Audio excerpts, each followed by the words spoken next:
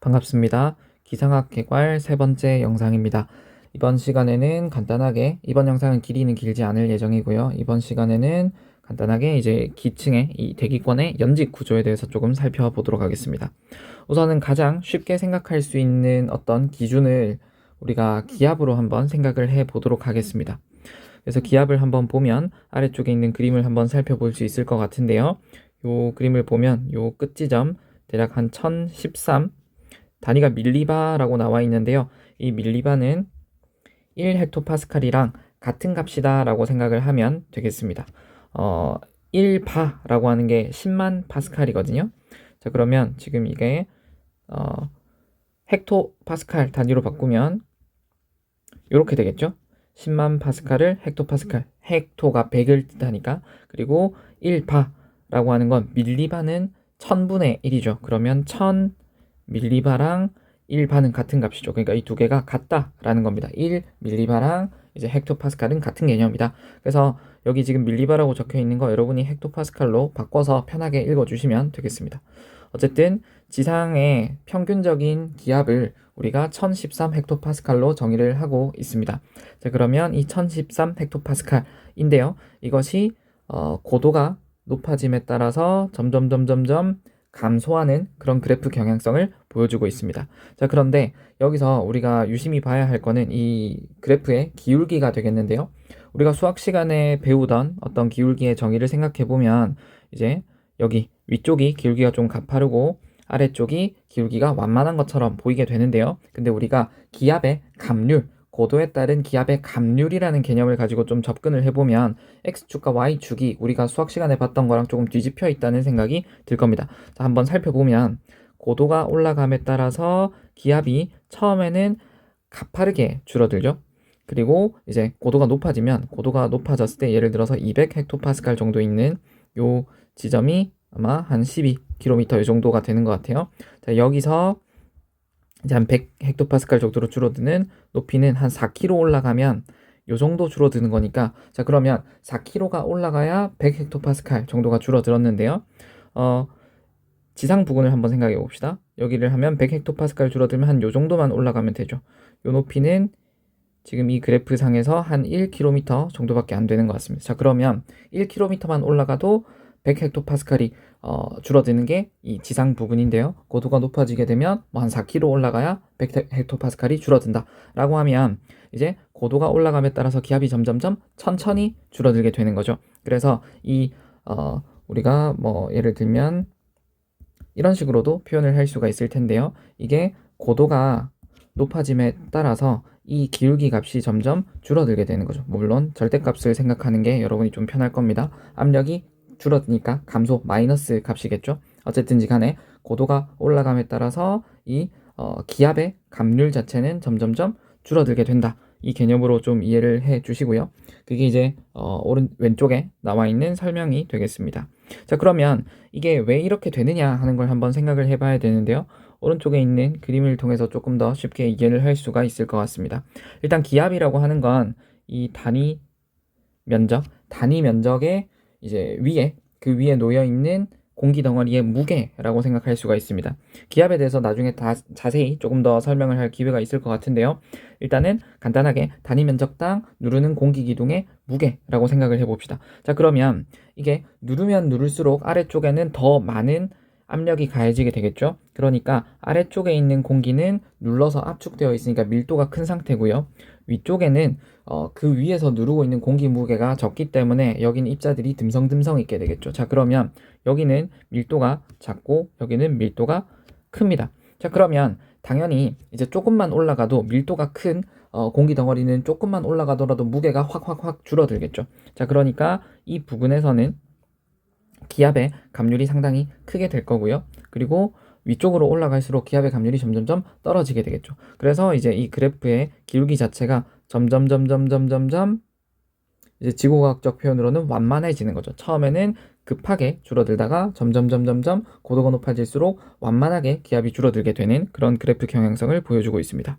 자, 그 다음에 이 그래프에서 조금 더 자세한 부분들을 좀 살펴보면 여기 점선 쭉 따라가 보면 한 요 정도 되는 지점입니다. 보니까 500 헥토파스칼 정도 기압을 기준으로 점선을 그려 놓은 것을 알 수가 있고요. 높이는 대략 한 5.5km 정도가 되는 지점입니다. 이게 무엇을 의미하느냐라고 하면 이 위에 공기가 절반이 있고요. 이 아래에 공기가 절반이 있다는 뜻입니다. 왜냐하면 우리가 단위 면적당 누르는 공기의 무게, 이게 기압이라고 했죠. 자, 근데 바닥에서 누르는 게 1013이니까 대략 1000 헥토파스칼 정도입니다. 그런데 한 500 헥토파스칼 정도 된 지점이 있다라고 하면 이 위에 공기가 50%가 있고 이 아래에 공기가 50%가 있다는 말이 되겠죠. 그러니까 그 500 헥토파스칼 되는 그 지점에 이제 높이, 고도 생각해 보니까 한 5.5km 정도구나. 자, 그러면 에베레스트 산 같은 경우에는 8km가 넘는 높이를 가지고 있죠. 지금 여기 피트 단위로 나와 있어서 좀 알아보긴 어려운데요. 어쨌든 8km가 넘는 굉장히 높은 고도를 가지고 있습니다. 자, 그러면 이 경우에는 5.5km보다 위에니까 공기가 훨씬 적겠죠. 여기서는 기압이 대략 한 314 헥토파스칼 정도가 된다고 합니다. 자, 그러면 이 지상 기압의 3분의 1도 안 되는 굉장히 작은 기압이 되겠다 생각할 수가 있겠죠. 그래서 이런 부분들을 생각해 보시면 될 것 같고요. 그 다음에 왼쪽에 적혀 있는 문장을 한번 보면 여기 지금 이 고도에 따른 기압의 분포를 우리가 한번 살펴봤는데 이것이 어떤 두드러지는 샤프한 바운더리를 그리지 않습니다. 따라서 우리가 어떤 이 버티컬한 구조를 나누기가 좀 어렵다. 기압을 기준으로는 어떤 대기권을 구분하기는 쉽지 않겠다라는 생각이 좀 듭니다. 그래서 우리가 무엇으로 구분을 할 거냐라고 하면 우리는 앞으로 기온으로 구분을 하겠다라는 이야기를 뒤에 넘어가서 하겠습니다. 자, 여기 오른쪽에 보이는 그림이 여러분이 초등학생, 중학생 때부터 아마 많이 봤던 그림일 것 같습니다. 그래서 보면 이제 대륙권, 성층권, 중간권, 열권 이 단어들을 여러분이 다 들어보셨죠? 영어 표현도 여러분이 좀 익숙하게 체크를 해 두시고요. 자, 보면 고도가 높아질수록 대륙권에서는 기온이 떨어지고요. 성층권에서는 기온이 올라가고 중간권에서는 다시 기온이 떨어지고 고도가 올라갈수록 열권에서는 기온이 다시 증가하는 그런 지그재그 형태의 구조를 나타내고 있습니다. 자, 그러면 우리가 이런 변화가 이제 온도가 떨어지다가 증가하다가 떨어지다가 증가하다가 이런 변화들이 있기 때문에 우리가 이런 경계들을 가지고 층을 구분을 할 수가 있겠죠. 그리고 이제 그 각각의 층의 구분을 이제 대륙권 위에 층의 구분을 대륙권 계면, 트로포포즈라고 하는 걸 우리나라 말로는 대륙권 계면이라고 부릅니다. 그 다음에 성층권, 그 위에는 성층권 계면이 있을 거고요. 그 다음에는 중간권 계면이 있겠죠. 이런 식으로 이제 우리가 구분을 하고 있습니다. 자, 근데 이 4개 층서를 알아내려고 하면 결국 이제 이 연직 방향의 기온값을 측정을 해야 되겠죠. 그걸 이제 우리가 뭘로 측정을 할 거냐라고 하면 이런 헬륨가스를 채운 풍선을 띄울 겁니다. 그리고 지금 여기에 이제 작은 박스가 있는데요. 우리가 이걸 라디오 존대라고 부르게 됩니다. 이 라디오 존대를 가지고 우리는 뭐 기압이라든지 습도라든지 그리고 중요한 건 기온 이런 데이터들을 측정을 하고요. 그래서 이제 이 풍선을 쭉 띄워서 얘가 뭐 이렇게 높이까지는 잘 가지 못할 거고요. 어쨌든 이렇게 풍선을 띄워서 쭉 올라가면서 데이터들을 측정을 해서 우리가 결과값들을 받아보게 됩니다. 그리고 이제 이 풍선을 띄우는 데는 예전에 선생님이 듣기로는 한 4-50만 원 정도 비용이 발생한다고 합니다. 그러니까 꽤 비용이 많이 들죠. 그리고 이제 사실 여러분이 짐작하다시피 이거 띄워 놓으면 사실 상층에 바람이 불기 때문에 어디 떨어질지 조금 랜덤하겠죠. 그래서 요거는 일회용이라고 생각을 하시면 되고요. 그래서 하루에 보통 이제 기상청에서 각 이 관측소마다 한 2번 정도 띄워서 측정을 하는 것으로 알고 있습니다. 자, 그럼 이제 디테일하게 각각의 층들에 대해서 한번 살펴보겠습니다. 우선 트로포스피어라고 하는 대륙권에 대해서 살펴보겠습니다. 이 대륙권에서는 이 날씨 변화가 나타나기 때문에 우리가 웨더 스페어라고도 부르기도 합니다. 자, 그러면 일단은 뭐 간단하게 가장 중요한 거는 고도가 증가함에 따라서 기온이 떨어지는 층이다 라고 하는 걸 우리가 생각을 해보면 되고요. 근데 이제 이 기온이 떨어지는 것이 어떤 그래도 그 특정한 감률이 존재하겠죠. 그래서 우리가 그것을 뭐라고 하냐면 환경 감률이라고 보통 표현을 합니다. 기온이 얼마만큼 떨어지느냐라고 하면 1km 올라가면 6.5도씨 정도가 떨어지는데요. 사실 이 환경 감률이라고 하는 건 그 기층의 상태, 그리고 지역마다의 약간의 그 차이가 존재하겠죠. 하지만 여기 6.5도씨라고 하는 건 지구의 어떤 평균적인 값을 우리가 지금 정의를 내리고 있는 것입니다. 그래서 대략적으로 한 요 정도 된다 정도로 생각을 하시고, 실제 그 기층은 그 상태에 따라서 조금씩 달라지더라라고 생각하면 됩니다. 그러면 6.5도씨라는 것이 어디서 나왔느냐라고 하면, 여기 ICAO라고 하는 단체가 있습니다. 여기 ICAO, 그러니까 비행과 관련된 단체가 되겠죠. 그럼 이 조직에서는 당연히 비행기가 날아가려고 하면 어떤 대기의 상태가 중요하겠죠. 그래서 이제 그런 어떤 표준 대기 상태, 스탠다드 상태를 정의를 내렸고요. 그 스탠다드 상태에 이 해수면 기압을 1013.25 헥토파스칼이라고 정의를 내렸고요. 그리고 이제 감률은 6.5도씨 per 킬로미터 정도로 가정을 했습니다. 자, 그리고 이제 이 대륙권의 평균적인 높이는 여기 이 그래프에서도 다르겠지만, 대륙권의 높이는 다 위치가 다릅니다. 이 위도에 따라서 위치가 대략 달라지는 편인데, 중위도는 평균적으로 한 11km 정도 된다, 이렇게 정의를 내리고 있어요. 그리고 이 지상의 기온은 평균적으로 한 15도씨 정도 된다. 이것도 이제 중위도를 기준으로 이야기를 하겠죠. 통상 한 40도 위도대 정도를 기준으로 이렇게 세팅을 해놨는데요. 자, 그러면 이 대륙권 계면에서의 온도는 환경 감률과 이제 지상의 기온을 가지고 대략적으로 유출을 할 수가 있겠죠. 이 환경 감률이 일정하다, 그러니까 다시 말해서 이 기울기가 일정하다라고 가정을 하면 그렇게 생각을 해볼 수 있을 겁니다. 자, 그러면 15도씨 마이너스 11km에다가 6.5도씨 per 킬로미터라고 하는 감률을 곱해주면 값이 나오겠죠. 계산해보면 마이너스 56.5도씨라고 하는 값이 계산되어져서 나올 겁니다. 그래서 이 대륙권 계면에서의 온도가 대략 한 요 정도 되는구나 라는 것을 우리가 캐치를 할 수가 있고요. 이게 이제 표준 대기 상태라고 생각하면 됩니다. 자, 그리고 이제 그러면 이제 이 위도에 따라서 좀 달라지는 값들을 조금 살펴보면요. 우선 중위도를 먼저 살펴보겠습니다. 초록 색깔 선을 한번 살펴보면 대략 한 15도씨, 그리고 이 위도에 따라서 기온 감률은 거의 크게 달라지지는 않습니다. 그런데 얘가 대략 한 11km 정도 중위도 지방에선 올라갈 거고요. 그래서 기온을 한번 보니까 대략 한 요 정도, 아까 살펴봤던 마이너스 55도 근처 되는 그 정도 기온을 가지는구나. 이게 이제 중위도가 되겠고요. 극지방으로 한번 가보면, 극지방은 이 지상의 기온이 훨씬 낮은 모습을 확인을 할 수가 있죠. 자, 그런데 우리가 한번 생각을 해보면, 공기가 차가우면 부피가 수축되어져 있겠죠. 그래서 전반적으로 대기권이 좀 수축되어 있기 때문에 대륙권 계면의 높이가 낮아지게 됩니다. 자, 그러면 지상 기온이 애초에 조금 낮았다고 하더라도 대륙권 계면 높이 자체가 낮으면 대륙권 계면에서의 온도는 사실 큰 차이 없겠죠. 중위도와 큰 차이 없는 값을 가지게 되고요. 아이고, 죄송합니다. 슬라이드가. 네.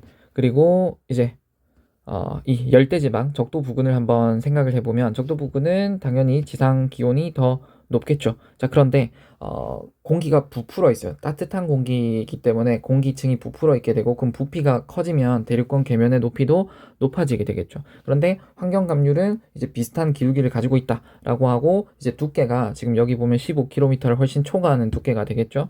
그러면 이 경우에는 환경 감률의 이 적용을 더 높은 고도까지 받기 때문에 기온이 훨씬 더 낮은 모습을 확인할 수가 있습니다. 그래서 지금 이 오른쪽 위에 그림도 한번 살펴보면, 이제 극지방 쪽에는 대륙권 두께가 좀 얇고요, 적도지방 쪽에는 대륙권 두께가 좀 두꺼운 그런 모습을 확인을 할 수가 있습니다. 그래서 요거를 조금 펼쳐서 그려보면, 여기가 이제 북남, 요렇게 쓰겠습니다. 요거를 적도 이퀘이터라고 쓰고요. 요거를 북극 폴라 P라고 한번 써보겠습니다. 그러니까 위쪽으로 갈수록 더 북쪽인 그래프입니다. 자, 그러면 이렇게 이 대륙권의 경사가 이런 식으로 생겨나게 되겠죠.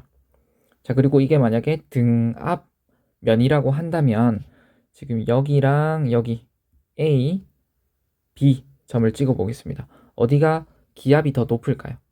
네, B가 기압이 높고요. A가 기압이 낮은 상태가 되겠죠. 왜냐하면 이게 등압면이고 등압면 위니까 더 적은 공기가 누르고 있는 거고요. 여기는 등압면 아래니까 요만큼 공기가 더 누르고 있겠죠. 그래서 B가 더 기압이 높은 상태가 되는데요. 그래서 지금 이런 경우 때문에 지금 저위도에서 고위도 방향으로 기압 경도력이 작용하게 됩니다. 그래서 예전에 그 지난 시간에도 설명을 했었지만 상층에 편서풍이 분다 이런 표현이 있었죠. 그것이 왜 생겨나느냐 하면 이런 이 따뜻한 적도 부근의 공기 그리고 차가운 극지방의 공기 이것 때문에 이 등압면 기울기가 생겨나게 되고요. 적도가 높고 이제 극지방으로 올수록 이 대류권의 높이가 낮아지는, 그러니까 같은 기압을 갖는 고도가 낮아지는 그런 형태가 발생을 하게 되고요. 따라서 이제 항상 상층에는 기압 경도력이 저위도에서 고위도 방향으로 작용하게 됩니다. 그래서 이제 상층에는 거의 일정한 패턴의 바람이 불게 되고요. 그게 편서풍의 형태로 나타나게 됩니다. 그래서 요거는 나중에 다시 좀 자세하게 설명을 하도록 하고요. 어쨌든 지금 여기서 대류권 두께가 이제 극지방이 좀 얇고 적도지방은 두꺼워진다. 그것은 좀 중요한 이야기가 되겠습니다. 그리고 그것은 온도 때문에 발생하는 현상이 되겠죠.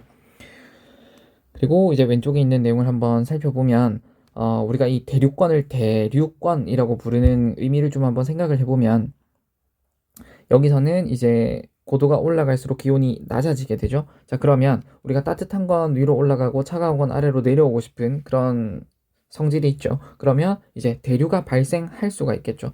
따라서 여기서는 뭐 폭풍이라든지 뭐 어떤 강수 현상, 구름, 뭐 다양한 기상 현상들이 발생을 하게 됩니다. 성층권으로 올라가게 되면 고도가 올라갈수록 여러분이 잘 알다시피 기온이 올라가게 돼요. 그러면 따뜻한 게 이미 위에 있고 차가운 게 아래에 있습니다. 그러면 대류가 발생을 할 이유가 없겠죠. 따라서 이제 성층권에서는 대단히 안정하다. 그래서 뭐 비행기가 자주 다니는 층 뭐 이렇게 부르기도 하는데요. 그래서 대류권의 이 독특한 특성이 이 기온의 분포 때문에 나타나는 것이다 라고 생각할 수가 있습니다. 자, 그런데 여기서 조금 심화를 좀 해보도록 하겠습니다. 지금부터는 설명을 아마 듣지 않으면 무슨 말인지 잘 이해가 안 될 수도 있는데요. 우리가 조금 상식적으로 한번 생각을 해봅시다. 여러분, 요렇게 이런 기온의 분포가 만약 아래쪽이 따뜻하고 위쪽이 차가운 이 상태가 완전히 불안정한 것이라면 이 상태로 유지가 될 수 있을까요? 유지가 될 수가 없겠죠. 이 상태가 유지가 될 수 없겠죠. 불안정하다면 유지가 되지 않을 겁니다. 자, 그런데 이 상태를 평균적으로 이 상태를 유지하고 있다라는 건 뭐냐면 사실상 이 상태가 어느 정도 안정하다라는 뜻입니다. 그게 왜 그렇게 되느냐라는 것을 간단하게만 좀 설명을 해볼 텐데요. 일단 정말 심플하게 한번 생각을 해보면 뭐 비유적으로 일단 한번 생각을 해봅시다. 우리가 토탈 에너지라는 걸 이야기할 때 뭐 운동 에너지 더하기 위치 에너지 이런 식으로 보통 표현을 많이 하죠. 자, 그러면 우리가 이 공기 덩어리 또 한번 생각을 해봅시다. 아래쪽에 있는 공기 덩어리를 위쪽으로 가지고 올라간다라고 하는 이 상황이 벌어지려고 하면 위치 에너지가 필요하겠죠. 자, 그러면 토탈 에너지의 개념으로 보면 아래쪽에 있는 토탈 에너지가 위쪽에 있는 토탈 에너지보다 이제 더 작은 상태가 됩니다.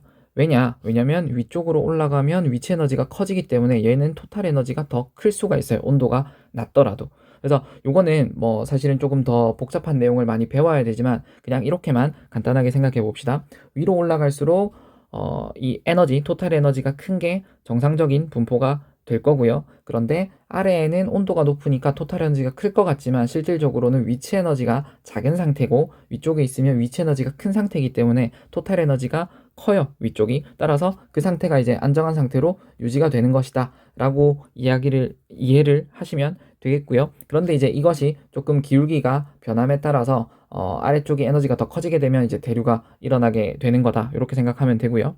그리고 요거를 조금 더 심화해서 설명을 하면 이렇게 설명을 할 수 있어요. 아래쪽에 있는 공기는 굉장히 강한 기압을 받고 있습니다. 그래서 압력이 높은 상태겠죠. 그래서 얘는 눌러져 있는데 얘가 상승을 하게 되면 주변의 기압이 낮아지니까 얘가 팽창을 하게 됩니다. 자, 그러면 팽창을 하게 되면 당연하게도 이제 이 내부의 공기가 바깥쪽으로 일을 해줬기 때문에 이 공기는 이제 내부의 에너지가 감소하게 됩니다. 그래서 온도가 떨어지게 돼요. 그래서 이제 상승한 공기는 당연하게 온도가 떨어지게 된다라고 생각을 하면 되겠습니다. 그래서 지금 이런 분포 자체가 위로 올라갈수록 온도가 낮은 분포를 가지는 것이고요. 그런데 이제 위치 에너지의 개념을 좀 생각을 했을 때 이제 위쪽에 있는 에너지가 어쨌든 위쪽에 있기 때문에 위치 에너지가 큰 값을 가지기 때문에 아래쪽보다 더 큰 토탈 에너지는 더 크다. 뭐 이런 생각을 해볼 수가 있습니다. 지금 방금 설명했던 이 심화 내용은 여러분이 좀 혹시 잘 이해가 되지 않는다면 요 정도 뭐 너무 깊이 있게 이해를 하지는 않아도 되고요. 혹시나 의문점을 가지는 친구가 있을까봐 좀 부연 설명을 했습니다. 나중에 이제 이 개념이 좀 필요하게 되면 좀 더 상세히 설명을 할 기회가 있을 것 같아요. 뭐 선생님 생각했을 때 좀 어렵다 싶으면 그냥 넘어갈 수도 있고요. 일단은 뭐 혹시나 지금 설명했던 내용에 궁금증이 생기는 친구는 나중에 따로 질문을 해주시면 되겠습니다. 자, 그리고 중요한 설명을 한 가지 안 했는데요. 어떤 설명이냐라고 하면 일단 질문입니다. 이 아래쪽의 온도가 높은 이유가 뭐냐라는 걸 생각을 해볼 수 있는데 우리가 지난 시간에 대기의 창을 배웠죠. 대기의 창을 하면서 어떤 설명을 했었냐면 태양 복사에 대해서는 투명하고요. 대기가 지구 복사에 대해서는 불투명하다. 뭐 이런 이야기를 좀 했던 기억이 납니다. 무슨 뜻이냐? 위에서 오는 태양 에너지가 대기를 데우지는 않고요. 대륙권의 대기를 얘기하는 겁니다. 근데 지구에서 나오는 지구 복사가 대륙권을 데우니까 다시 말해서 열원이 어디에 있느냐라고 하면 열원이 땅이라는 겁니다. 위쪽이 열원이면 열원이랑 가까울수록 따뜻하겠죠. 그러니까 열원이랑 가까운 태양이랑 북은, 그러니까 다시 말해서 고도가 큰 쪽이 따뜻하게 될 텐데 아래쪽이 열원이라면 지구 표면이랑 가까운 쪽이 따뜻하게 되겠죠. 자, 그런데 대륙간의 열원이 무엇이냐라고 하면 지구 장파 복사라는 겁니다. 그래서 지구 장파 복사가 나오는 지표 부근이 온도가 높다. 그리고 거기서부터 멀어지면 멀어질수록 온도가 낮아진다. 이렇게 생각하면 되겠습니다. 다음으로 넘어가서 이제 성층권 이야기를 해보겠습니다. 그럼 성층권은 위로 올라갈수록 기온이 증가해요. 그러면 방금 설명했던 열원의 개념으로 생각해보면 이 성층권의 열원은 무엇이냐라고 하면 성층권의 열원은 태양이라는 거죠. 왜 태양이냐라고 하면 우리 성층권에 무엇이 있느냐라는 거 생각해보면 여러분이 잘 알고 있듯이 오존층이 존재하죠. 자, 그러면 오존이 어떤 특성을 가지고 있느냐라고 하면 자외선을 굉장히 잘 흡수합니다. 그래서 우리가 이 성층권에서 대부분의 태양에서 오는 자외선을 다 흡수를 해버리기 때문에 그 태양에서부터 오는 이 자외선 흡수를 통해서 성층권의 온도가 올라가게 되고요. 그리고 이제 대륙권으로 오는 이 태양 복사는 이미 자외선은 다 빠져나간 상태가 되겠죠. 자외선 없는 상태로 이제 지표 부근으로 내려오게 되면 당연히 이제 이 대기를 데울 수 있는 태양의 파장대가 잘 없게 되는 거고요. 그러면 지구 복사를 통해서 데워지는 대기의 조성이니까 대륙권은 지구 복사를 통해서 데워지는 거고 성층권은 자외선을 흡수하는 오존으로 인해서 태양으로 인해서 데워지는 상태가 됩니다. 그래서 이제 이 열원이랑 가까운 쪽이 온도가 높다라는 설명이 이번에도 이제 설명이 되는 거고요. 자, 그 다음에 이 오존이라고 하는 걸 한번 좀 생각을 해보면 그러면 여기 지금 사실 색칠 표현이 되어 있는데요.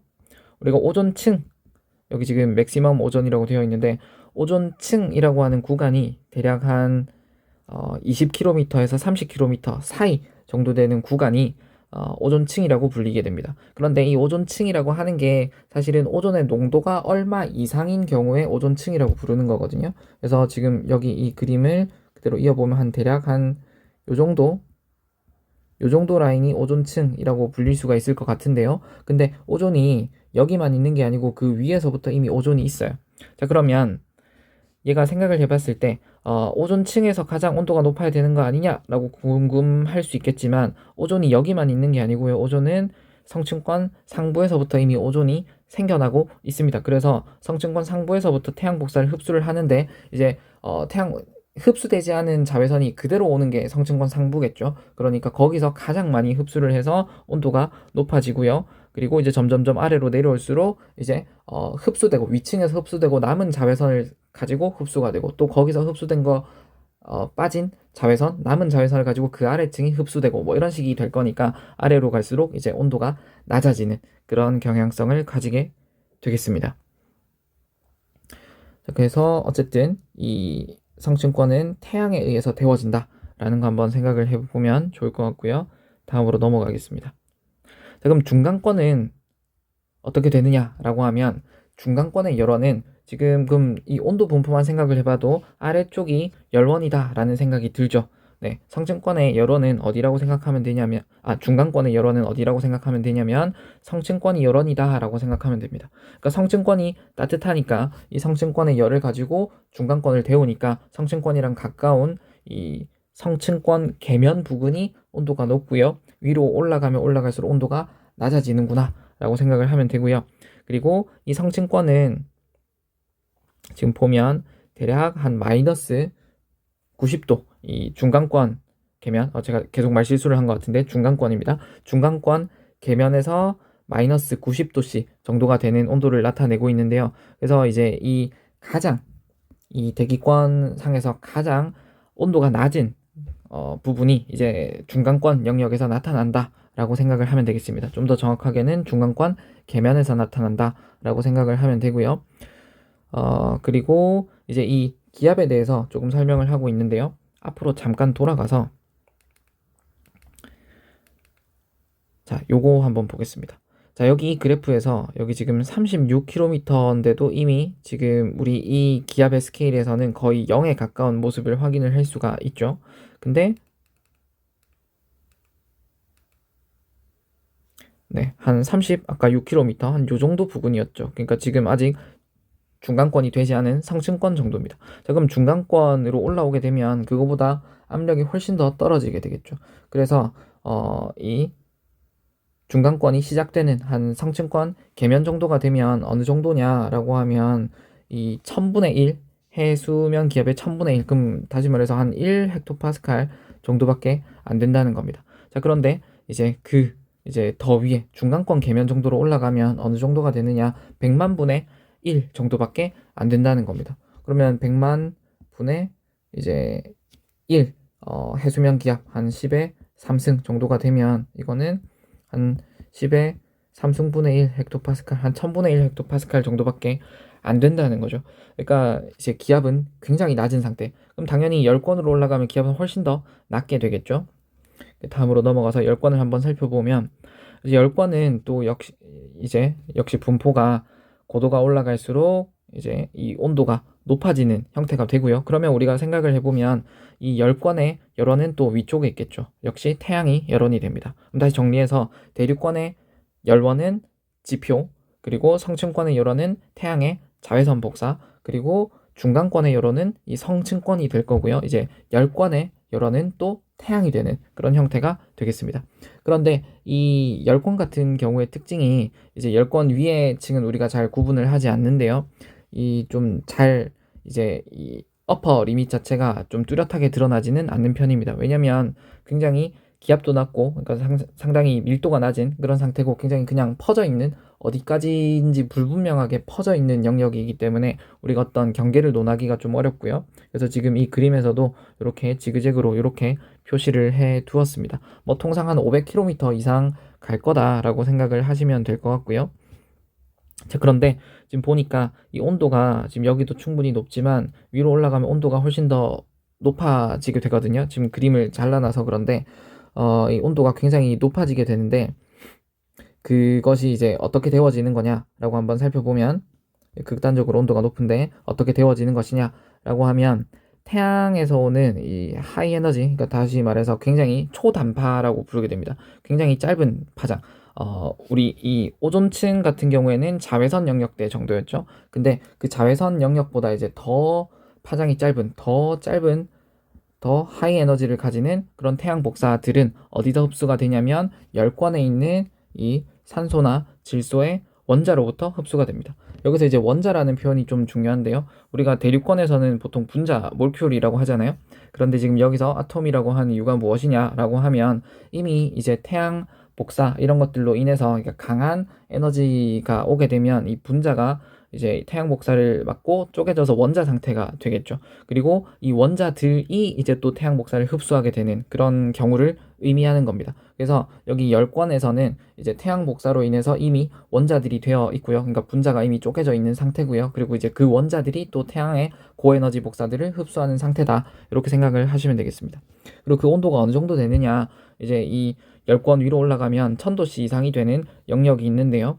1000도씨라고 하면 우리가 굉장히 온도가 높다라고 생각을 하게 되겠지만, 이 온도가 우리가 일상적으로 생각하는 그 온도랑은 조금 개념이 다를 수 있다라는 걸 좀 생각을 해 두시고요. 왜 그렇냐라고 하면, 이 온도는 어떻게 측정하냐면, 이 빠르게 움직이고 있는 이 기체 원자들의 스피드를 가지고 우리가 운동 에너지, 평균 이 기체의 운동 에너지를 구했을 때 그것을 2분의 3kT로 구할 수 있다라는 거를 아마 물리 시간에 여러분이 배웠을 것 같은데요. 그래서 온도가 이 평균 기체 입자들의 운동 에너지가 커진다라는 말은 결국 이제 이 온도가 높아진다라는 뜻이 되는 거고요. 그래서 이렇게 구한 온도 T가 1000도씨 정도가 된다라는 겁니다. 자, 근데 아까 우리가 중간권 하면서도 이야기를 했지만, 여기 이 중간권 계면 정도의 압력이 0.001 헥토파스칼 정도밖에 안 된다고 했죠. 그러면 10권으로 가면 훨씬 더 기압이 낮은 상태가 되겠죠. 그럼 입자들이 빠르게 움직이고 우리가 연력학적인 이 온도를 구했을 때 1000도씨 정도가 된다고 하더라도 사실상 이 입자들 수 자체가 굉장히 적기 때문에 여기서 가지고 있는 열 자체는 사실 굉장히 미미한 수준이다. 그래서 만약에 사실 그러면 좀 위험하긴 하겠지만, 어쨌든 여러분이 우주인이 되어서 이제 로켓을 타고 이제 10권까지 여행을 했다고 쳤을 때, 만약에 창밖에 손을 내밀었다라고 하면 사실은 뜨겁다라는 느낌을 받을 수는 없을 거다라는 의미가 되겠습니다. 자, 이렇게 해서 대륙권, 성층권, 중간권, 10권 이 대기권의 구분에 대해서 살펴봤고요. 이 연직 구조의 구분은 높이에 따른 기온 분포를 가지고 했다. 압력으로 하면 이제 너무 스무스하게 변하기 때문에 특별한 경계가 나타나지 않아서 압력으로는 어렵고 온도를 가지고 구분한다 라는 이야기를 해봤습니다. 네, 여기까지 하고 이제 또 다음 주제로 넘어가도록 하겠습니다. 수고하셨습니다.